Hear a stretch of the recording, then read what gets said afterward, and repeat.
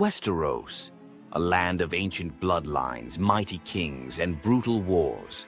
From the frozen tundras of the north to the scorching deserts of Dawn, great houses have risen and fallen, shaping the Seven Kingdoms for thousands of years. Today, we embark on a journey through history, unraveling the legacy of Westeros' greatest noble houses.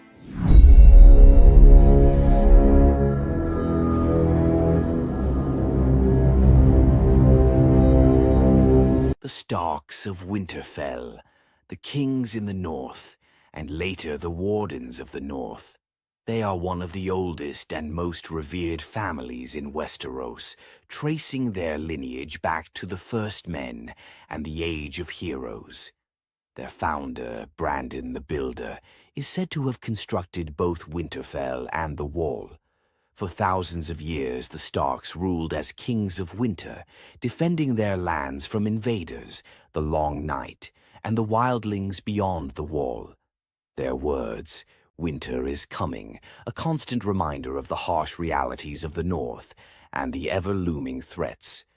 During the Targaryen conquest, House Stark was one of the few to submit peacefully, avoiding destruction by Aegon's dragons.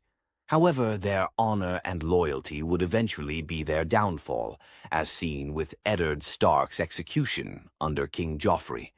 Their history is marked by resilience, but also tragedy, from the infamous Red Wedding to the fall of Winterfell.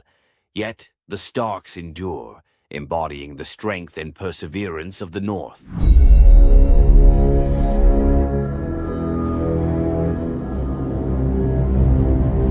House Lannister of Casterly Rock. Wealthy, proud, and powerful. Their sigil, the Golden Lion, and their unofficial motto, "A Lannister always pays his debts," speak to their influence and financial supremacy. Legends tell of Lan the Clever, who outwitted the Casterlys and took their stronghold for his own. From that day forward, the Lannisters have ruled the Westerlands, accumulating vast riches from the gold mines beneath their seat. Their political prowess allowed them to intertwine with the ruling Targaryens, eventually leading to their betrayal of King Aerys II during Robert's Rebellion. Tywin Lannister, one of the most formidable political minds in history, orchestrated the destruction of House Reyne and House Tarbeck, ensuring the Lannisters' dominance. Despite their wealth, their family was marked by internal strife. Tywin's rigid control, Jaime's kingslaying, Cersei's ruthless ambition, and Tyrion's exile all led to their downfall.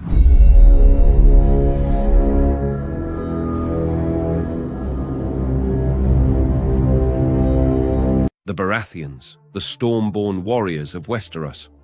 Their founder, Orys Baratheon, was said to be Aegon the Conqueror's greatest general and possibly his bastard brother. Orys took Storm's End after slaying the last Storm King and claimed his sigil, the Crowned Stag. House Baratheon rose to prominence when Robert Baratheon overthrew the Mad King and took the Iron Throne. But his reign marked the beginning of the house's decline, as infighting and tragedy consumed his brothers and heirs. Their words, "Ours is the fury," a testament to their bold and tempestuous nature. The Baratheons ruled the Stormlands for generations, with their seat, Storm's End, being one of the most well-fortified castles in Westeros. However, Robert's rule was plagued by his reckless spending and lack of political foresight. His brothers Stannis and Renly would later wage war against each other, further weakening their house. Stannis, though a capable commander, was undone by his unwavering rigidity, while Renly's charm could not save him from assassination. By the time of the War of the Five Kings, House Baratheon was nearly extinct.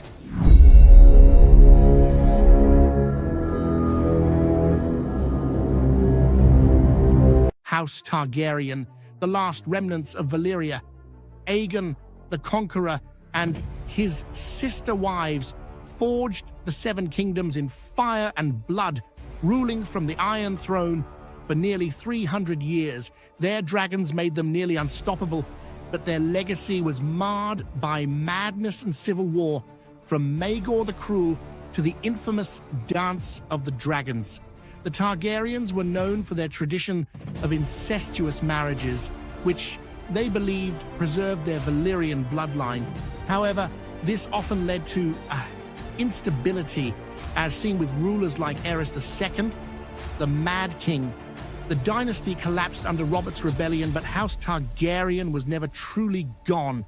Daenerys Targaryen's rise in Essos and her subsequent attempt to reclaim the throne proved that their words, fire and blood, were not just a motto, but a promise of destruction and rebirth.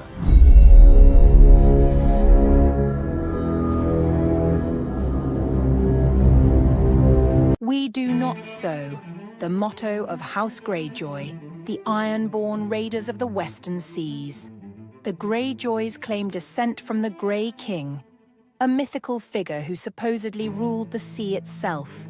From their seat at Pike, they have long terrorized the mainland with their fleet. The Ironborn follow the old way, a culture centered around reaving and taking what they desire. Under Balon Greyjoy, they attempted to break free from the Iron Throne but were crushed, with his son Theon sent to Winterfell as a hostage.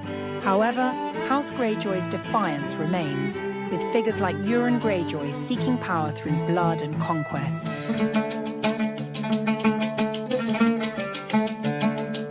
Unbowed, unbent, unbroken. Unlike the other great houses, the Martells never bent the knee to Aegon's conquest. Instead, they joined the realm through marriage, maintaining their princely titles and unique traditions. Dorne's culture is distinct, influenced by Rhoynish customs.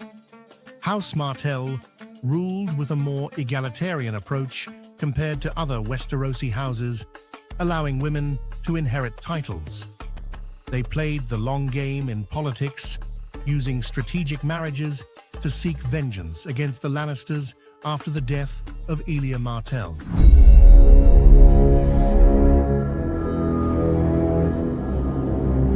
House Arryn, Lords of the Vale. Their words, as high as honor, reflect their noble reputation.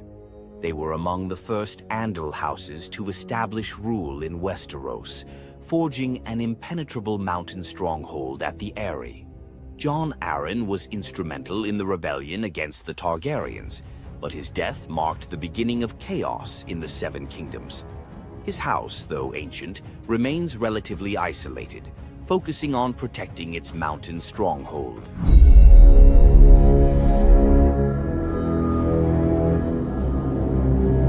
House Tully of Riverrun, Guardians of the Riverlands.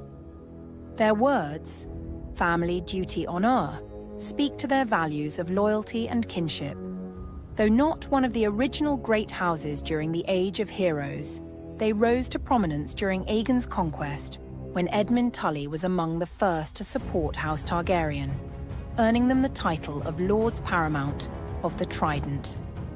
The Tullys were key players in the War of the Five Kings, with Catelyn Tully serving as a bridge between Houses Stark and Tully.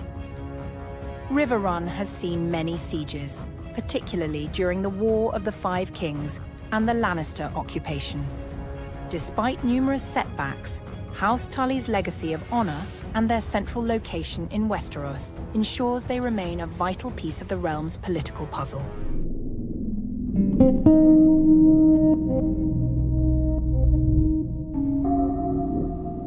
House Tyrell of Highgarden, proud stewards of the Reach. Their motto, growing strong, is more than just words, it's a philosophy. They rose to prominence when House Gardner, the ancient kings of the Reach, were destroyed during Aegon's conquest. The Tyrells, as stewards, peacefully surrendered Highgarden and were rewarded with lordship over the Reach. They are renowned for their wealth, fertile lands, and massive armies. Lady Olenna Tyrell, the Queen of Thorns, was a master of courtly intrigue, famously orchestrating the assassination of King Joffrey. House Tyrell sought to align itself with the Iron Throne through clever marriages, notably Margaery Tyrell's unions with several kings. However, their rise was ultimately their undoing. In a single blow, Cersei Lannister destroyed the Great Sept of Baelor, wiping out much of House Tyrell's leadership and ending their power.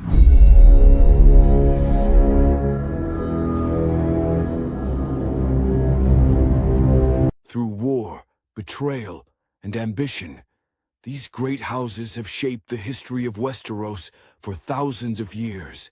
Some have endured, while others have faded into legend. But in the Game of Thrones, one truth remains. Power is fleeting, and only those who can adapt will survive. Who will rise next, and who will be forgotten? Only time will tell.